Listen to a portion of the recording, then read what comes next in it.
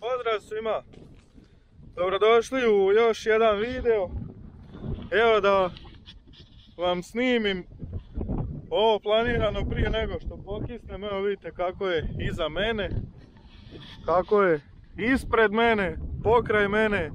Svuda je katastrofa. Sad je evo samo pitanje gdje će naneti. Što u ovom videu predstavljam? Evo predstavio bi ovaj Gaspardo za sirotinju. O čem se radi? Radi se o IMT kultivatoru kojeg sam evo prepravio na S opruge. Znači 5 S opruga po redu. Trenutno su ovi obični noževi na njima. Planirao sam staviti one pačje noge kako inače budu na kultivatorima, ali evo u prvih krug i po kako vidim da nemam ni potrebe za njima. Znači evo kako ostaje iza njega. Sve je promrdano, napravljeno. Čak ga malo i zagrče. Evo ovaj koji je malo manji, njega čak i zagrne. Da je manji kukuruz imao bi problema. Evo ovdje sam išao drugom brzom, pa evo vidim da ga ima dosta zagrnitog, ne smijem. Moram ipak ići prvom. Znači šta sam napravio? Poskidao sam sve ove motike koje budu original. Skinio sam i ulagače gnojiva. Trenutno idem bez gnojiva čisto da probam.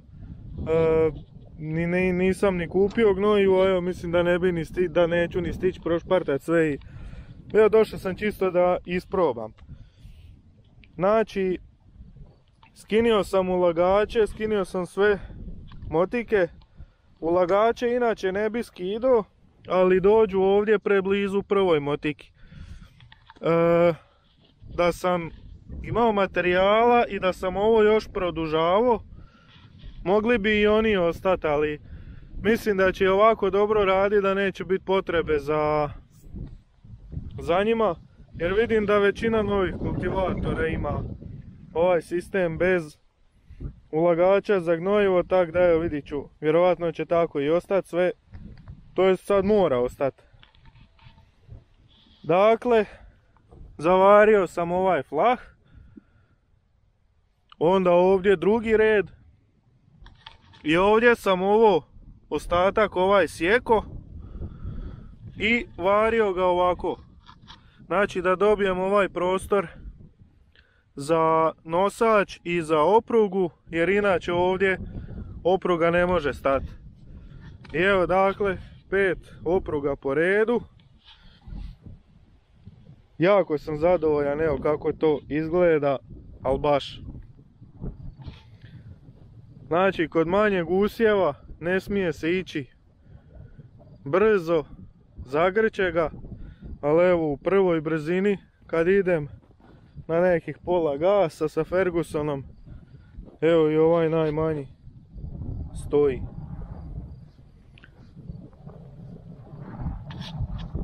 Da ja previše ne dangubim, idem ja radit dok kiša nije stigla do mene, pa ću pokušati evo malo i snimit u radu. Znači Petriša sa 21 opruga ima. Znači tamo na uvratama gdje je tvrdo kao da plug vuče.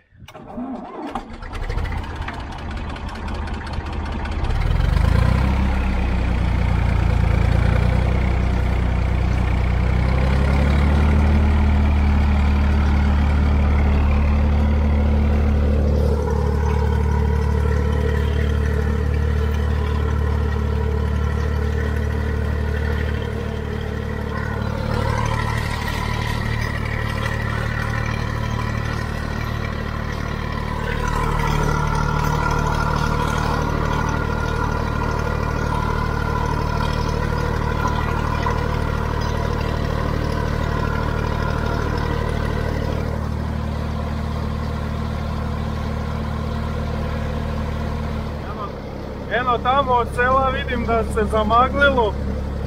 Mislim da će kiša vrlo brzo stići do mene. Evo idem to pegla da uspijem što više napraviti.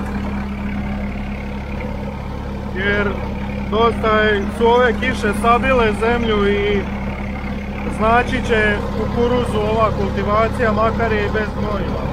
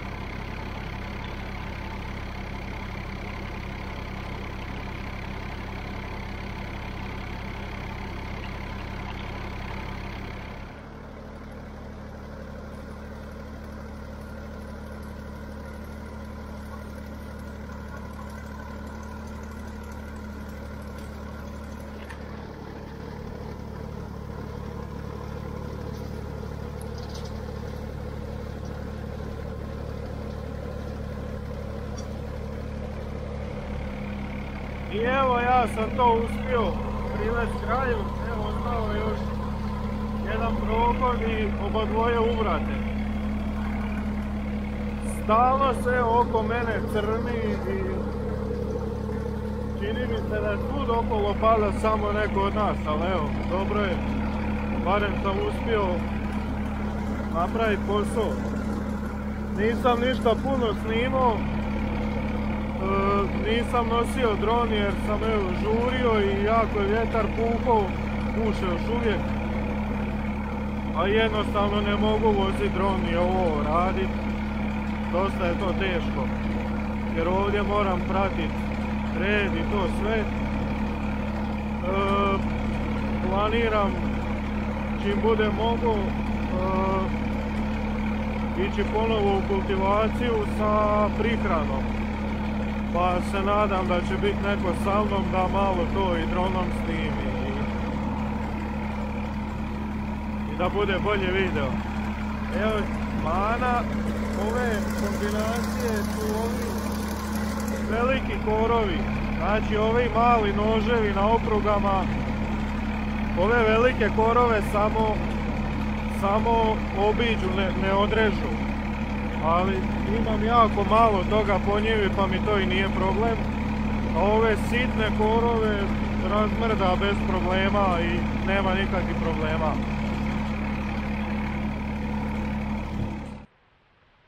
I evo, ostalo mi je još sa druge strane njive uvrate napraviti i onaj prohod do orasa, ali evo, sastavila je kiša i to je u pola minute sastavila, evo dok sam došao ovdje 200 metara dalje, već sam evo mokar sav, malo ću sad sjest da vidimo će to malo stati ili ne.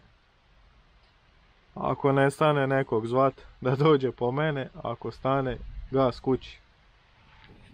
Evo trenutno je stalo, evo di god koja pada, a evo odavde kao da smak svijeta ide, idem bježat kući dok nije ponovo sastavilo.